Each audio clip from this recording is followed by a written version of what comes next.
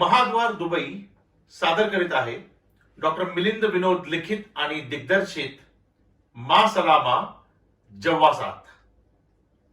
कलाकार सुरेखा शिरसाळकर, सूत्रधार पस्तूंची बायको सलमा आणि मल्लूची बायको, माधव बर्वे पश्तून आणि रवी, शिवराज वाघ मल्लू आणि पश्तूनचा मुलगा, अरबाब आणि सूत्रधाराच्या भूमिकेत मी डॉक्टर मिलिंद विनोद.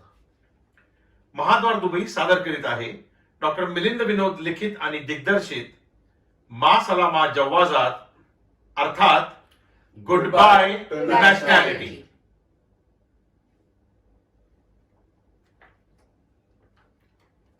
काळ्या पाण्याची शिक्षा ही बरी वटावी असा 40-45 वर्षांचा प्रवास संपवून आज मोहम्मद आणि विजय आपापल्या मायदेशी परत निघाले होते. सय्यद अल खरीशी अल मुस्तफा त्यांचा स्पॉन्सर, वय अंदाजे 85-86, त्यांना स्वतः विमानतळावर सोडायला आला होता. एमिरेट्स एअरलाइन्सच्या अगोदरच महागड्या असणाऱ्या विमानाचे पहिल्या दर्जाचे तिकीट, विमानतळावरील त्यांचा अदबशीर कर्मचारी, यामुळे ते जरा थोडेसे बुजल्यासारखे झाले होते. नाही म्हणजे याआधी त्यांनी विमान प्रवास केला नव्हता असे नाही, परंतु शारजा, रासल खेमा अशा छोट्याशा आडगावातील विमानतळावरनं बजेट एअरलाइन्सची तिकिटे त्यांनी अनेकदा म्हणजे गेल्या 40-50 वर्षात 15-16 वेळा नक्कीच काढली असतील. अर्थात सगळ्यात स्वस्त तिकीट मिळवणे हाच एकमात्र त्यामागचा उद्देश.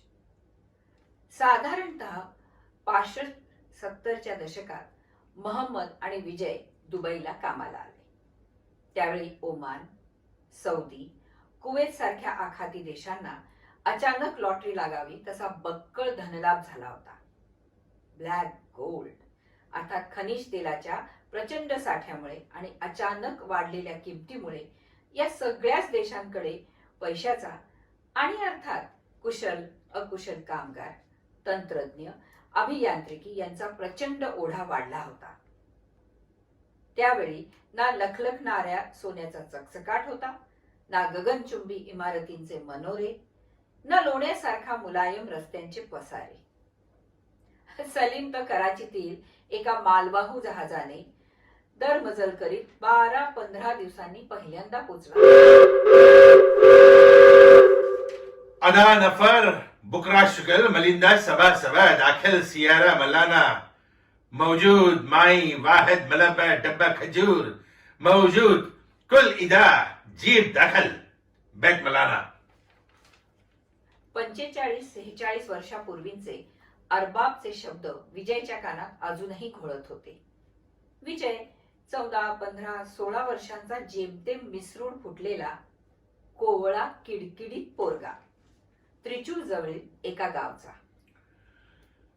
मोहम्मद सलीम कंदहार पाकिस्तानच्या ईशान्य सीमा भागातील डोंगराळ बर्फाळ प्रदेशातील असाच, पण अंगापिंडानं चांगला मजबूत, गोरा चिट्टा, भरपूर दाढी मिशा, लांब केसांचा. वय असेल असंच काहीतरी 15-16. अरबाबच्या फार्म कसले म्हणा, रखरखीत वाळूचा टळटळत्या उन्हाच्या खाली विस्तीर्ण पसरलेल्या विशाल रणाचा एक ओसाड भाग. हबीबी आदा शुगल तालीम मलवा इकामा मलवा अलशिवा सवा सवा मल्ला जमासात इदा आदा नफर जदीद. स्पॉन्सर अर्थात अरबाबचे मोहम्मद सलीमला सांगणे चालूच होते. अरबाबला ना पश्तू किंवा मल्याळीचे ज्ञान, ना त्या मल्याळीला पश्तू व अरबी भाषेचा गंध. पठाणचं काय विचारूच नका. पश्तू भाषेचे मोडकं तोडकं ज्ञान, मुक्त संवाद की काय म्हणतात ना, त्याची सुरुवात तिथूनच झाली असावी. हातवारे, खाणाखुणा, चित्र काढून दाखवणे, भाषेचे मुख्य काम म्हणजे संवाद साधणे. इथे कसले काय. बाद मौजूद दाखिल सियारा वाहिद शव्वाल मुफक मौजूद सज्जार रमल अल इदाल अल्हम्दुलिल्लाह जैन. वरील संवादातला एकही शब्द जसा त्या दोघांनाही कळला नाही तसाच तुम्हालाही नसणार कळलेला. हा, मौजूद, दाखल काही काही शब्दांचा अर्थ कळला असेल, पण काही फरक पडला का त्यामुळे? पठाणाने अरबाबच्या गाडीतील अर्थात सियारा, आठवड्याचा शिधा, माई म्हणजे पाणी, दूध आणि बागकामाच्या वस्तू आणि झाडे उतरवून घेतली आणि घरात आणली. काम करणाऱ्या माणसांचं काही चढलं नाही त्या वाचून. आणि घराचे म्हणाल तर 4 खुंट ठोकलेल्या त्या छोट्याशा तंबूमध्ये सगळे सामान एकावर एक रचणे इतकीच प्रक्रिया. अरबाबचा हा दर आठवड्याचा दिनक्रम.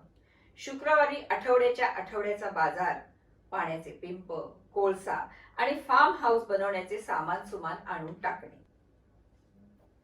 ना एसी, ना पंखा, ना टेलिफोन, ना अखबार, ना रेडिओ.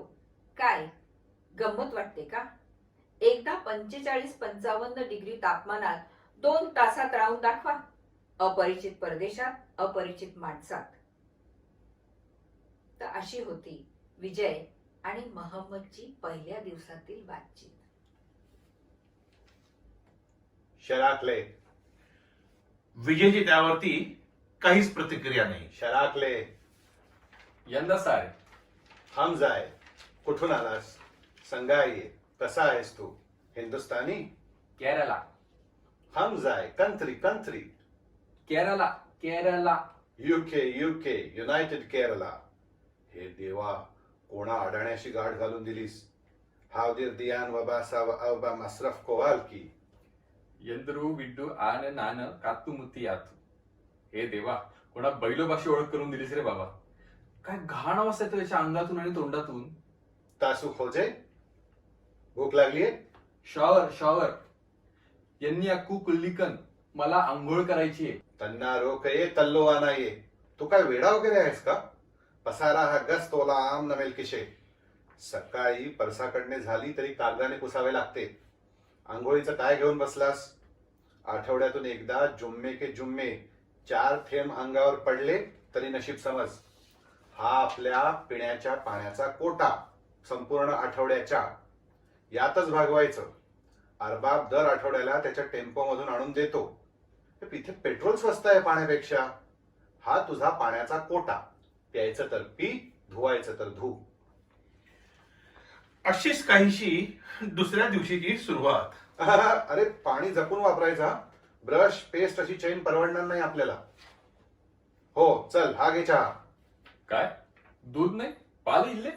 साखर घातली अर्धा चमचा, तेच नशीब समज. चाय सुलेमानी लंबा पाणी. ही बिस्किटं घे वाटल्यास त्यासोबत. ज्ञान इडली सांबारम पात्र में कराविले कैक्या रूल. ते सगळं विसर. दुपारचं जेवण तू कर. हे इथे छोले आहेत, ते टाक भिजत. त्यावर थोडं मीठ, मिरपूड, टोमॅटो प्युरी टाक आवडत असेल तर.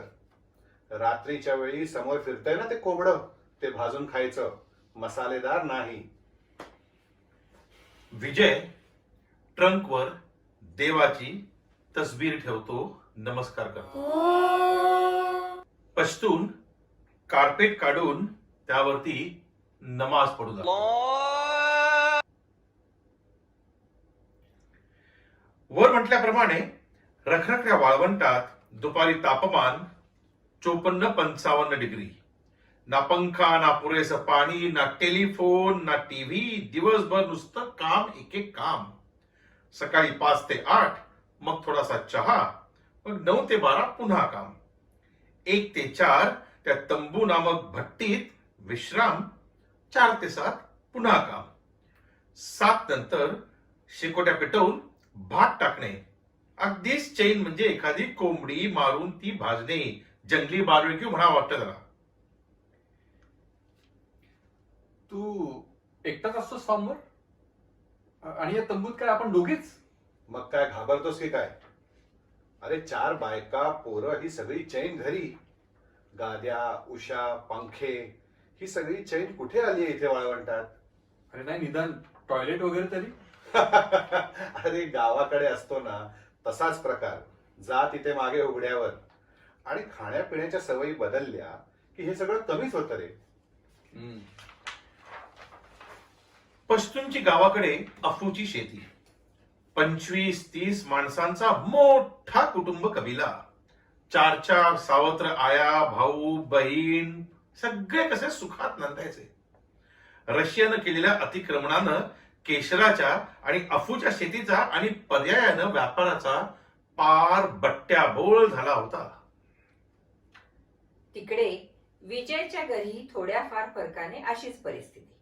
अगदी 4 बायका नसल्या तरी एकत्र कुटुंब, अफूऐवजी मिरी मसाल्याची शेती आणि केशराऐवजी नारळाची वाडी. दिवस रात्र बागायतदाराकडे तेलाच्या घाण्यावर राबत वर्षाकाठी 15-20 तोळे सोनं गाठीशी जमवणे हेच एकमेव ध्येय. अक्का मामाच्या घरातच 3-4 पोरींची लग्न लागली की हुश्य.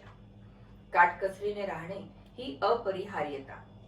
निदान 10वी पर्यंत सरकारी खर्चाने मोफत शिकण्याची सोय होती. तिकडे पठाणाकडे तर हेही शक्य नव्हतं. एखादा मुस्तंडा पोलीस किंवा सैन्यात भरती झाला की हुश्य, पण त्याकरता लागणारा पैसा, भ्रष्टाचार, लाचलुचपत, शेवटी कंदहार झालं म्हणून काय झालं, अविभाज्य भारताचा तोही एक भागच ना. यात सगळं आलं. Part of British legacy. साल 1971, महिना असाच कुठला तरी. अरे ये क्या पढ़ रहा हूं मैं? हिंदुस्तान पाकिस्तान में जंग छिड़ गई है. क्या? कब का है अखबार? काला अक्षर भैंस बराबर. अरे काय लिहिलंय? हमारा मुल्क तुम्हारे मुल्क पे बहुत जल्द ही कब्जा कर लेगा. त्याच्यात तुझ्या आणि माझ्या आयुष्यात त्यामुळे काय फरक पडणार आहे? क्यों नहीं? मांग के लिया पाकिस्तान, छीन के लेंगे हिंदुस्तान. राहू दे तुझी स्वप्न, दिवा स्वप्न.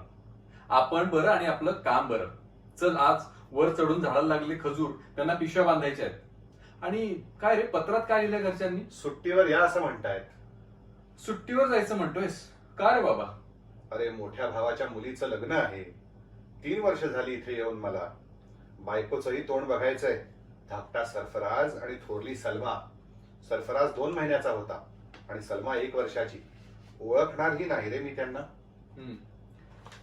मी जाईन म्हणतोय पुढच्या सप्टेंबर मध्ये. बहिणीचं लग्न करायचंय. गावाकडची 4 एकर जमीन तीही सोडवायची. घराची डागडुजी करून वर एक खोली बांधीन म्हणतोय. माझं पोर कधी एकदा भेटीन आणि खेळीन त्याच्याशी असं झालंय. अरे चावलं मला काहीतरी. प्रचंड दुखतंय रे. पश्तून साप चावलाय अरे, तुला. अरे ते पाणी वाया नको घालवूस. पश्तून जखम जीव घेऊ वाचला नकोस. पाहिजे. अशा छोट्या मोठ्या हृदय आणि काही जीवघेण्या प्रसंगातून पश्तून आणि मलबाऱ्याचे म्हणजे अर्थात मोहम्मद सलीम आणि विजयन कुट्टीचे एकमेकांशी असलेले ऋणानुबंध हळूहळू घट्ट होत गेले. दिवस, महिने, वर्ष सरत चालली होती. दोघेही त्या फारफरती आता हळूहळू पूर्णपणे स्थिरावले होते. सगळ्यांबरोबर त्यांचेही दिवस पालटत होते.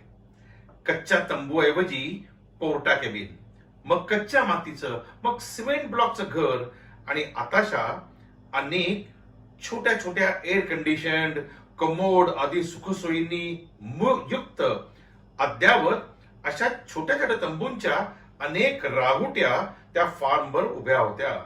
त्या बाहेर रॉकेलच्या आणि मेणाच्या मशाली. अख्खी जवानी करपवून टाकली होती त्या दोघांनी त्या रेगिस्तानचं नंदनवर करायला. खजुराची आणि इतर झाडांच्या हिरवागार वस्तीत पिटवण्यासारखी सुंदर फुललेली फुलं, अरेबिक संगीत, बेली डान्सर आणि समोर पेटलेली ती शेकोटी. काय रे, कुठे लक्ष आहे? चिकनवर की चिकनीवर? काय माल आहे रे. या रखरखीत वाळवंटात मुरगजळ फुललाय. अंगी वणवा पेटलाय रे. समोरच्या बार्बिक्यू चिकनचा तुकडा, लुसलुशीत लेग पीस. तिच्या मांड्यांबद्दल बोलतोयस ना? काय काय रात्रीची निजानीज झाल्यावरती आणि सगळी आवरासावर झाल्यावरती दोघेही एकाच घोंगडीत शिरतात. दरवर्षी हक्कानं मिळणारी रजा, विमान भाडे काडी काडी करून दोघेही जपत आणि सणासुदीला किंवा घरच्या समारंभाला ते गावी जात आपापल्या. दोन दोन अडीच तीन तीन महिन्याच्या सुट्टींवर. एंदे एंदे अहो, अजून 15 दिवस तरी वाढवून घ्या ना सुट्टी. छोटा रवी पण आता किती फिरत असतो तुमच्या मागे, सारखा आप्पा आप्पा करत. इल्ले इल्ले शेख साहेब खपा होतील. खूप लोकांची ये जा चालू असते सतत. तो पशतून एकटा किती जणांना पुरणार आहे? हो, त्याची बरी काळजी तुम्हाला. सवतच आहे ती माझी. अगं तसं नाही ग. आठवड्यातले सगळे दिवस आम्हीच असतो एकमेकांना. दुखणी खोपणी दवा दारू सुख दुःख सगळं सगळं शेअर करतो आम्ही. इतर असतंच का कोणी? मला वाटतंय आपल्याला आता एक आणखीन गोल होणार आहे. गेल्या महिन्यातला तुमचा पराक्रम मी काय आता पुढचे 9 महिने अडकणार. काय? तुम्ही राहा ना आता इकडेच. पुष्कळ पैसे झाले. आता निदान या नवीन पिलाबरोबर तरी राहा. नक्कीच विचार करायला हवा. तसं आता ती मागच्या 4 एकर नारळाची वाडी घेतली की झालं मग. आयुष्यभराची ददात मिटली. नको हो त्याचा अट्टहास. आहे ती भात शेती पुरी आहे. आज म्हणताय नारळाची वाडी, मग म्हणाल काजूची, पुढे म्हणू लागाल दालचिनी आणि काळी मिरीची. तुमचं आपलं कधीच संपणार नाही. आता आलाच आहात तर राहा ना इथे, नका ना जाऊ. बस आता ठरलं नक्की. आणखीन 2 वर्ष नाही 3, जास्तीत जास्त 4 किंवा 5. पण पुन्हा येईल ना तेव्हा कायमचा. आप्पा, मला त्यावेळी येताना एक टीव्ही आणाल आणि तो नवीन 2-in-1 कॅसेटचा बॉक्स प्लीज देव चेंदे. असाच सुखसंवाद तिकडे कंदहारला. अब सोच रहा हूं बहुत हो चुका. बीवी बच्चों को भी अब खौफ नहीं रहा बुजुर्गों का. सोचता हूं मुझे उनके ऊपर ज्यादा ध्यान देना चाहिए. वापस आने की सोच रहे? दिल तो यही कहता है, लेकिन दिमाग जगा देता है.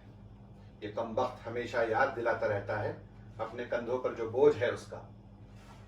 जी, अब सलमा भी सियानी हो गई है, 10 साल की. अगली बार उसकी शादी भी करनी है. उसके लिए 10-12 तोले सोने की चेन और 2-3 लाख रुपए लगेंगे.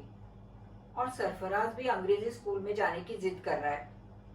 और मेरे लिए लिपस्टिक, नेल पॉलिश और मेकअप का सामान और जापानी छाता बंद होकर छोटा हो जाता है वैसा. हो ना करता करता दोघांनी आपापल्या वतनात म्हणजे अर्थातच आपापल्या मायदेशी परतण्याचा निर्णय केला होता. जवळपास 45, 42, 50 वर्षांनंतर. आज तुम्ही आपला 45 वर्षांचा सहवास संपवून आपापल्या मायदेशी जात आहात हे पाहून मला सखेन आनंद होतोय. अल्लाह तुम्हाला खुशाल सुदृढ आणि खूप दीर्घायुष्य देवो. मासाला अरबाब, तुम्ही दाखवलेल्या औदार्याबद्दल शतशः धन्यवाद. मला आपली आणि आपल्या फार्मची आठवण सतत येत राहील. आणि हो, जर तुमचा विचार बदलला तर माझ्या तंबूची दारं सताड उघडी आहेत तुमच्याकरता. अगदी निसंकोचपणे परत या. आणि हो, अर्थातच तंबूला दारं नसतातच म्हणा. नको अरबाब, खुदा हाफिज म्हणण्याची वेळ झालीये. आता मोह नको. ठीक आहे, मी आलोच तुमचे व्हिसा वगैरे कॅन्सल करून. आपला जीव खालीवर होतो, पण आता ठरवलंय उरलेलं आयुष्य नातवंडांसोबत मनसोक्त घालवू. पुष्कळ वर्ष अशी एकट्याने काढली इथे. माझी कसली आठवण येणार रे तुला? आता जाऊन पुन्हा एकदा लग्नाच्या बोल्यावर चढशील. मुलं बाळ तुझं बरं आहे बाबा. 60व्या वर्षी. तुझं काय, तू तर तरुण आहेस रे बाबा. आणि ती तुझी इजिप्शियन बेली डान्सर. तुझं काय, जाशील उद्या उठून तिच्या मागे इजिप्तला. हो यार, बऱ्याच दिवसात तिला फोनही नाही केला. तुझीही लाईन होती तिच्यावर, पण ती फिदा होती माझ्यावर. चल यार, ही आपली शेवटची न्याहारी, इफ्तारी सगळंच. यात मजा नाही यार. तुझ्या त्या जाड लांब तंदुरी रोटीची आणि गोबी गोश्तची चव नाही याला. आणि करेला खीमा, आहाहाहा. और तेरा वो लच्छेदार पराठा, मोटा राइस, फिश करी, वो सब अब कहाँ मेरे नसीब में. एक बात बता पश्तून. बोल. वहां पाकिस्तान में किसके साथ मलयाली में बात करेगा? अपने पोते को सिखाएगा? इना कि रो ताल बिनाक बादेन सीधा. शुक्रान अरबाब. शुक्रन शुक्रन अरबाब. चल यार, एकदा शेवटचं भेटू. आता या आयुष्यात पुन्हा कधी भेट होईल असं नाही वाटत. असं नको बोलूस रे. अल्लाह मालिक आहे. त्याच्या मनात असेल तर सगळं ठीक होईल. आणि होईल भेट कधीतरी. इन्शाल्लाह मिलेंगे कभी. हातात हात, गळ्यात गळे. दोघांचे डोळ्यात एकदम पाणी तरळते. विमानतळासारखी पब्लिक प्लेस असूनही त्यांनी आता फक्त ढसाढसा रडायचं बाकी ठेवलेलं होतं. जड अंतःकरणानं आणि अति जड झालेल्या पावलांनी ते हळूहळू आपापल्या गेटकडे प्रस्थान करू लागतात. आप्पा, मी रात्री उशिरा येणार आहे. आज रात्री डिस्कोटेक मध्ये जायचंय. अम्माकडे 5,000 रुपये देऊन ठेवा. 5,000? हा मुलगा एका रात्रीत 5,000 रुपये उडवणार? अरे काय ही उधळपट्टी. अहो, आजकाल 5,000 म्हणजे काहीच नाही हो भारतात. एका झटक्यात उडतात. डिस्कोथेकची एंट्री फीज मुळे 1,000 रुपये आहे. 4 बियर मारायच्या तरी पटकन 1,000 जातात. बाकी खाणं पिणं. अहो, सगळीच मुलं हे असं करतात. त्यात त्याचा काय दोष? तुम्ही रागवू नका त्याला. अगं 45,000चा स्मार्टफोन काय, ते ब्रँडेड शूज काय, अगं काय काय पाहिजे याला. अहो, मी काय म्हणते, तुमची परत जायची तारीख कधीची आहे हो? का? नाही, येऊन 2 महिने झाले. परतीचं काही बोलणं नाही. मी यावेळी विजा कॅन्सल करून आलोय, कायमचा, इथेच सेटल व्हायला. काय आप्पा, तुम्ही आम्हाला हे आज सांगताय? आणि याआधी तुम्ही काही बोलला नाहीत? आणि पैशाचं काय? मला अमेरिकेहून एका युनिव्हर्सिटीकडून ऑफरही आली आहे. मी काय म्हणते, निदान त्याचं पुढचं शिक्षण पूर्ण होईस्तवर तरी ठीक आहे तुम्ही- ठीक आहे, कळतायत तुमच्या भावना मला. थोड्याफार फरकानं जी परिस्थिती केरळात तीच कंदहारात.